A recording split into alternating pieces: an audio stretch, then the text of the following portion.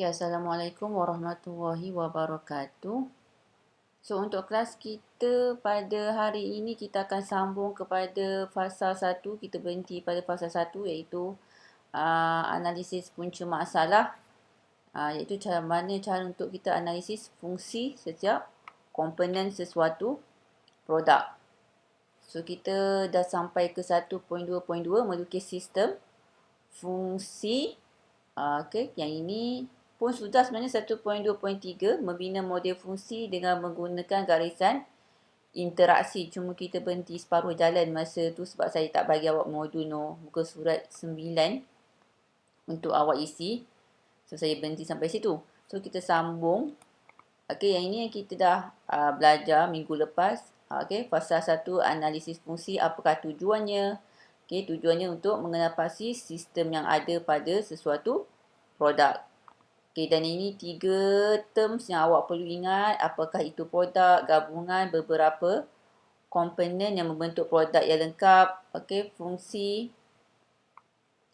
Okay, tugas yang dilakukan oleh produk. Objek pula yang menerima kesan daripada fungsi produk. Okay, ini pun kita dah selesai. Okay, beberapa contoh fungsi produk dan juga objek. Okey, komponen, ingat lagi komponen tu apa? Fungsi melaksanakan tugas yang tertentu. Okey kan, kalau skru, so fungsinya memegang antara kaki meja dan juga muka meja. Okey, super system. Okey, faktor persekitaran yang memberi kesan terhadap produk. So, kena ingat tu sampailah habis tingkatan 3 nanti. Okey, awak guna pakai kan? So, contohnya lantai, cahaya dan juga kelembapan. Tapi kita ada contoh lain juga, nanti kita akan tengok. Dan ini juga saya dah terangkan awak macam mana kita nak melukis sistem fungsi, model fungsi. Dan bermula dengan penggunaan kotak. Okey, kotak ni bentuknya ada 3 bentuk yang berlainan. Dan dia merujuk kepada sesuatu terms lah. Okey, yang ini bentuk macam ni, maksudnya untuk apa dia? Untuk super system. Dan ini kalau 4 segi tepat ya, betul Okey, untuk komponen, dan kalau bentuk elips begini adalah untuk objek. Okey, so lantai super system memegang, jangan lupa ini dia punya fungsi, apa tindakan dia terhadap komponen lagi satu. So, fungsinya lantai memegang kaki meja memegang muka meja, dan muka meja memegang objek iaitu buku. Dan di antara kaki meja dengan muka meja tu ada komponen skru. So, skru ni memegang 2 komponen iaitu kaki meja dan juga muka meja. So, ini adalah model fungsi untuk produk yang cekap, maksudnya tiada masalah. Jadi penggunaan garisan interaksi, kalau awak nampak garisan warna merah ni, semuanya macam ni rupanya. So, dia maksudnya adalah berguna. Maksudnya tiada menimbulkan masalah untuk fungsi produk tersebut. So, ini ada meja yang elok. Tak ada masalah. Boleh faham tu? Okey, so ini adalah untuk awak isi bagi muka surat 9. Okey, saya dah bagi dah kat awak. Okey, garisan interaksi model fungsi. Tujuannya ada garisan interaksi adalah untuk mengenal pasti punca masalah. Jadi, bila kita buat garisan interaksi, kita based on problem. Apa masalah yang terdapat pada produk tersebut, di manakah masalah tersebut dikenal pasti. Dan dalam satu model fungsi, tak semuanya simbol 4-4 ni kita guna. Mungkin kita guna 1, mungkin kita guna 2, 3 dan sebagainya. Tak semestinya kita kena guna semua. So, yang ini awak kena ingatlah, ini simbolnya kalau begini adalah normal, berguna. Maksudnya tiada masalah. Kalau ada garisan putus-putus, berguna tetapi tidak mencukupi. Dia boleh lagi berfungsi, cuma fungsinya tidak berapa meyakinkan. Okay? Kalau dia pegang kaki meja dengan muka meja, skru tu masih ada, dia tetap memegang, cuma mungkin agak longgar kat situ. tidak boleh memegang dengan kuat, dengan teguh. Jadi berguna tapi tidak mencukupi. Berguna tetapi berlebihan. Ini bergunalah. Tak ada masalah langsung ni. Okey, bermasalah, dia memberi kesan yang negatif terhadap fungsi produk tersebut. Contohnya, kata lantai. Kalau lantai itu tidak rata, walaupun awak punya meja tu tiada masalah, dia tetap akan memberi kesan yang negatif kepada penggunaan meja tersebut. Meja itu akan bergoyang. Awak letak buku awak mungkin sengit, kan? Okey, begitu. Okey, ini adalah garisan interaksi. Okey, so ingat setiap simbol dan maksudnya. So ini agak famous lah kalau keluar untuk soalan peperiksaan. Kalau ada peperiksaan lah. Okey. Okey, yang ini kita akan bina model fungsi bagi sesuatu situasi. Ingat kan saya cakap tadi garisan interaksi kita bina based on problem. Kita tengok dia punya situasi. Apakah masalah dia. So kalau awak nampak dekat situ masalahnya, meja yang digunakan oleh Ahmad sebagai tempat untuk mengulang kaji pelajaran dan membuat kerja sekolah bergoyang dan juga tidak stabil. Okey, buku yang diletakkan di atas meja hampir jatuh. Ahmad ternampak skru yang mengikat muka meja dan kaki meja banyak yang berkarat. Jadi sekarang kita nak bina model fungsi ikut situasi yang diberi. So saya dah tunjukkan kotak yang kita nak gunakan untuk bina model fungsi.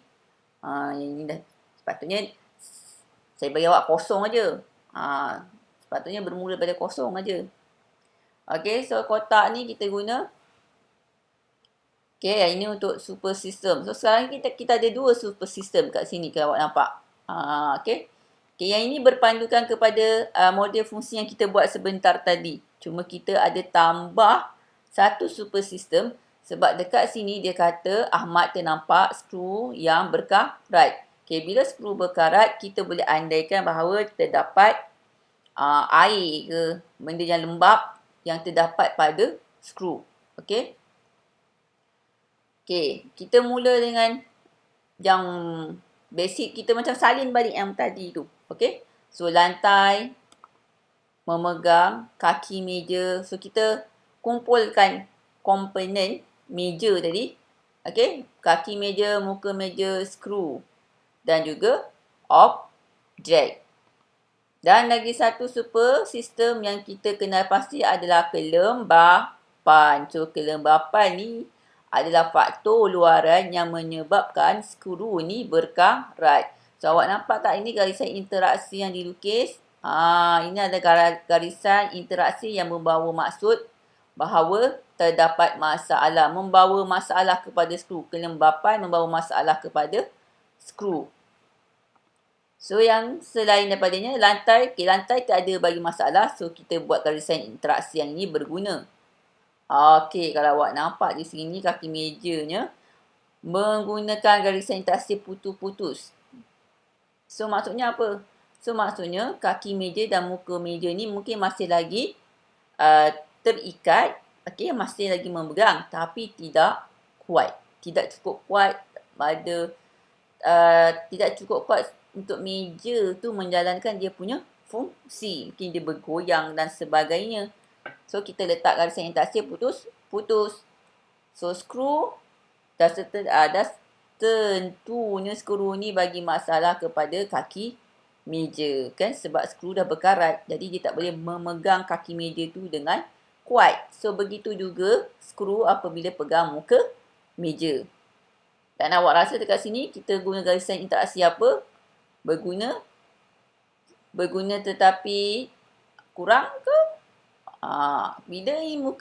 Bila kaki meja tidak memegang muka meja dengan kuat, jadi apa jadi kepada buku tu? Dia kata apa? Bila dia buat kerja sekolah, dia rasa bergoyang dan tidak stabil. So dekat situ kita guna garisan interaksi putus.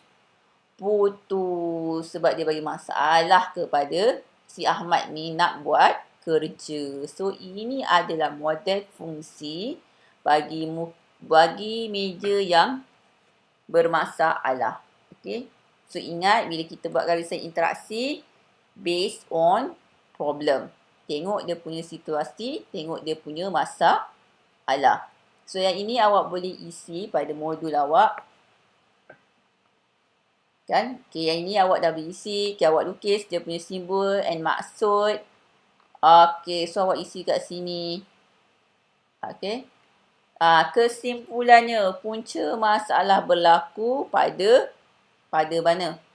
Ada 3 tempat kosong ni. So, awak boleh rujuk muka surat 11 pada awak punya buku teks. Sebab masing-masing dah dapat buku teks, jadi gunalah semaksimumnya. Okay. So, muka surat 11. WI 11.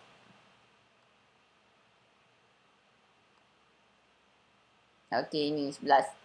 Okay, garisan interaksi ke lembar A. Berdasarkan Rajah 1.2.3.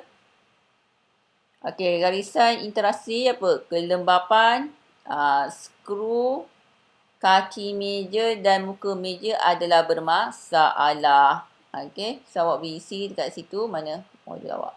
Okay, so punca berlaku pada kelembapan, skru, kaki meja dan muka meja. Okay, keadaan ini berlaku kerana apa? Kerana skru yang mengikat muka meja dengan kaki meja telah berkarat. Okay, itu adalah dia punya puncanya. Sebabnya. Okay. Okay, awak boleh isi kat sini. So, untuk kotak yang ini, okay, awak isikan yang ini adalah simbol untuk komponen, tak salah. Untuk super system. Okay, yang ini adalah simbol untuk komponen dan elips adalah untuk objek. So, awak boleh isi di situ. Okay, saya harap setakat ini awak boleh faham apa itu garisan interaksi, macam mana kita nak bina model fungsi untuk produk yang cekap, yang tiada masalah, dengan kita nak bina model fungsi bagi produk yang tidak cekap dan juga bermasalah. Okay. So,